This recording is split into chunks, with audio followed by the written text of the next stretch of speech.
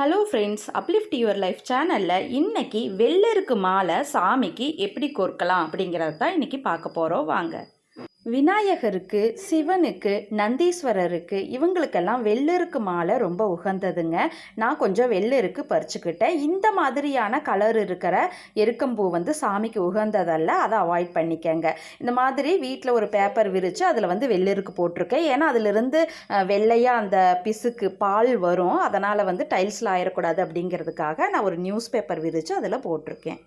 இப்போது இந்த பூவை அப்படியே காம்பை ஒடிச்சிட்டு நம்ம வந்து கொறுக்கக்கூடாதுங்க. அது மேலே இருக்கிற அந்த தோல் மாதிரி இருக்கிறத நம்ம வந்து எடுத்துறணும். அதை எடுத்துட்டு உள்ளுக்குள்ளே இந்த ஒரு பூ இருக்கும். இதைத்தான் வந்து நம்ம கோர்க்கணும். இதை தனியாக நான் எடுத்து வச்சுருக்கேன். இங்கே பாருங்கள். இந்த பூவில் காம்பை பிடிச்சிட்டு நம்ம வந்து மேலே அப்படியே ப்ரெஸ் பண்ணோம்னா அந்த மேலே இருக்கிற தோல் வந்து அப்படியே வெளியே வரும். நான் வந்து ஒரு கையில் கேமராவை பிடிச்சிட்டு நான் செய்கிறதுனால எனக்கு வந்து இதாக இருக்குது. பாருங்கள், அந்த மேலே இருக்கிற தோலை வந்து இந்த மாதிரி வந்துடும். வந்ததுக்கப்புறம் அதை நம்ம வந்து ரிமூவ் பண்ணிவிட்டு அந்த உள்ளே இருக்கிற அந்த பூவை மட்டும் நம்ம எடுத்து தனியாக வச்சுக்கணும்.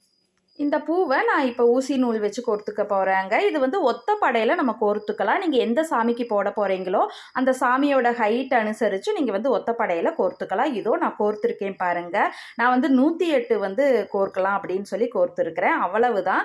இதை வந்து நம்ம ஜாயின் பண்ணிக்கலாம். பண்ணிவிட்டு நம்ம போய் சாமிக்கு கொடுக்கலாம். ரொம்ப நல்லது. நீங்களும் ட்ரை பண்ணி பாருங்கள். தேங்க்ஸ் ஃபார் வாட்சிங்.